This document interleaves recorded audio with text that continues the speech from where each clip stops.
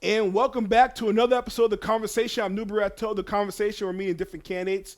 We're just going to talk about the platforms that they have. And we have an important election on November 7th here. The very good friend of mine, Steve Hooke, is running for a council at large. Me and Steve had a chance to really meet each other. I think we were both started off. I first started off, and you first started off as director of BEMA. And that was the blizzard of like everything.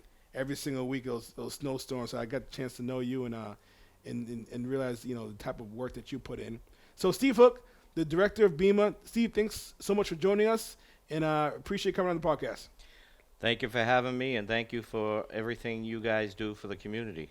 And listen, likewise. I mean, I know the work that you put in doesn't sometimes be acknowledged, but just this past weekend, Good Samaritan Hospital had a little scare, and you're always on top of things, and it's they don't say emergencies don't happen 9 to 5, Monday through Friday. It happens anytime, and you're always there. So we appreciate the work that you're doing. And I appreciate you recognizing that.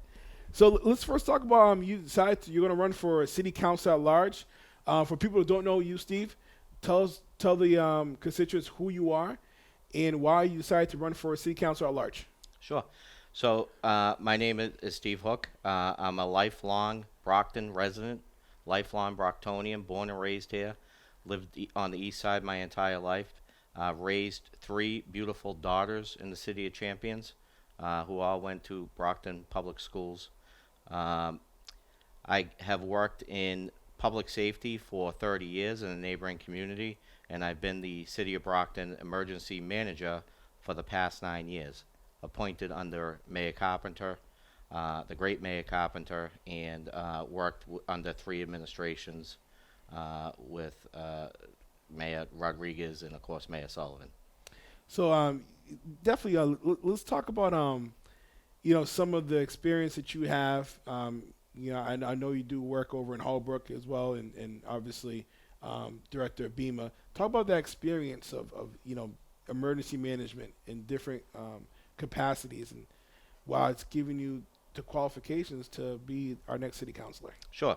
So I do, like you said, I work in Holbrook. I run a regional 911 call center where we answer 911 calls and we dispatch fire, EMS, and police for 13 communities. So I manage people. I manage a budget, millions of dollars. I manage grant funding, and I apply for grants. And this year we were lucky to receive about $18 million in grant funding. So I know how municipal government works. I know how public safety works. I've been doing it for 30 years. On the emergency management side in Brockton, obviously I deal with all the high-level disasters and emergencies. And we have a world-class fire department and a world-class police department. I'm not involved in every single house fire or everything, but I'm involved in the big things. The blizzard that you spoke about, and I think it was 2015 where we had 7 feet of snow. Right. We had to call the National Guard in for that. You remember a time where we had no water in the city. I had to deal with that. Water main breaks, every snowstorm, every power outages, the hospital, the Brockton Hospital fire, the Good Samaritan the other day. The list goes on and on. I've been involved in searches. There was a Mr. Montero. One of my most proudest days was Mr. Montero on the east side went missing, and it was day 3 of him being missing. And Mayor Carpenter called me and said, "Steve, we need your help. We need your expertise." So I got involved, called in all types of resources to find Mr. Montero, who was an Alzheimer's patient, and we were able to locate him in 2 hours. So he lived, and I'm not sure where he is today, but that was one of my prouder days. And of course, COVID. Right. We can't let. I know everybody's sick of hearing it, Right. but COVID, 2 years, every single day, the mayor and I and the COVID task force spoke, and we had a lot of challenges and a lot of things we had to do during that. Yeah, I think it's it's important characteristic of your job is kind of have the unexpected is always expect the unexpected, and I guess you can kind of say that's how a city is. You go in for one thing and then you leave with something else. So those are different characteristics that put you in a position where you to make those decisions. I want to talk about a couple of things that are on the city that have caused some news the last couple months or so. First and foremost, we're going to talk about the Brockton Fairgrounds, and Brockton wants to purchase it. They put a MOE for 55 million to purchase the piece of property. What are your thoughts about that? Is that a good idea? And if so, what should be implemented within that? So I'm not opposed to purchasing the fairgrounds. However, we got to get through this $14.4 million first. We shouldn't be spending any money until we find out how we're going to pay for that $14.4 million. And I want to make sure that we're not going to lay off additional teachers next year. So once we get all that sorted out and we get a good price on the fairgrounds, I would be in favor of it.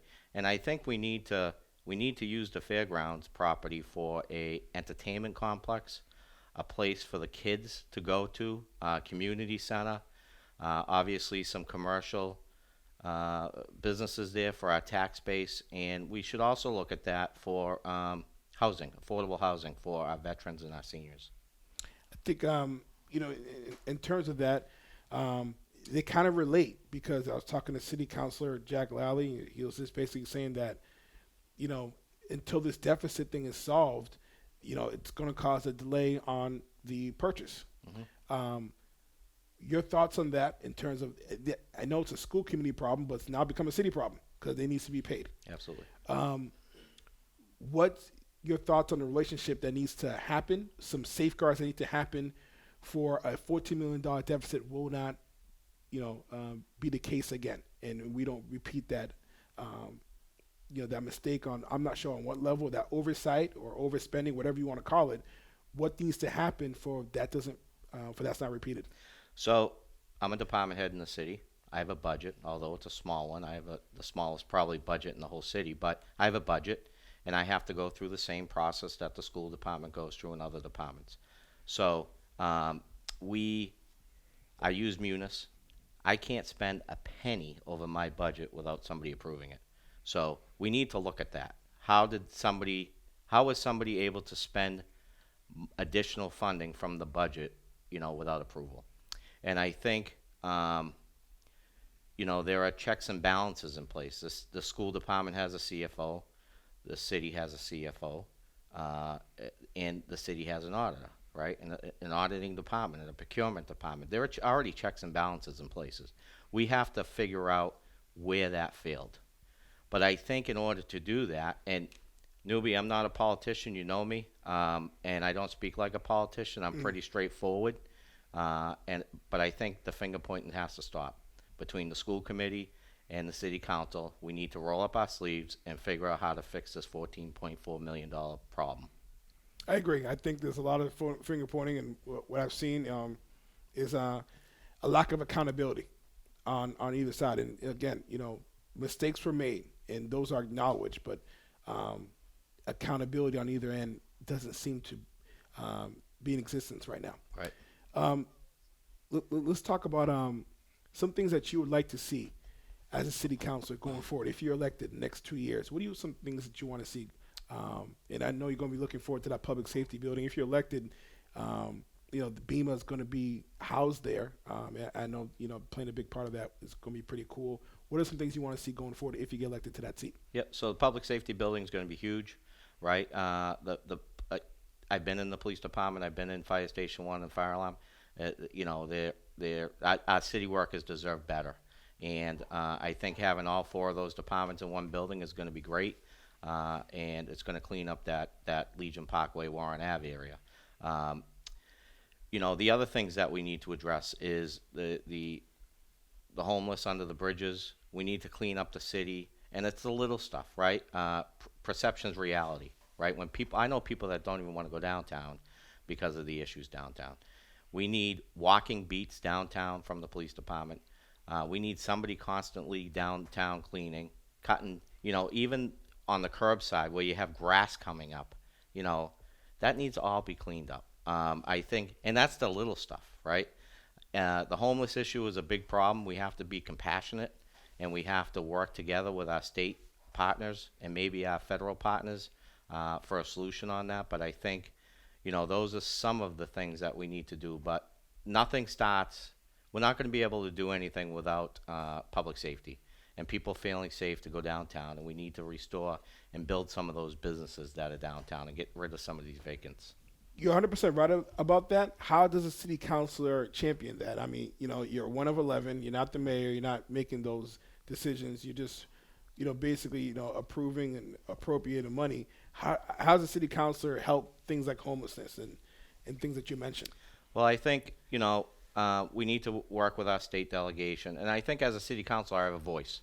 And I know how to, I'll go back to my full-time job in Holbrook. Regionalization is tough. When people hear the word regionalization, they don't want anything to do with it. But I was able to partner with communities, right, and encourage them and incentivize ways for them to come in and join our center. And I think I can do the same in Brockton for businesses and other issues that we have going on.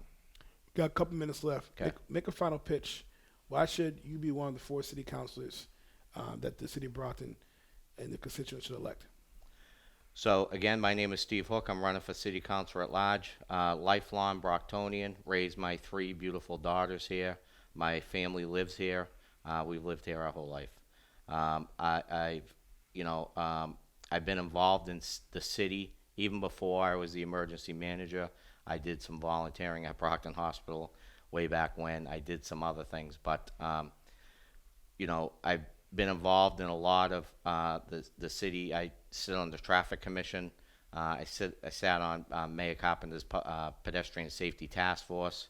I'm appointed by the governor to sit on the state 911 commission. I'm a member of the Brockton Public Safety Committee.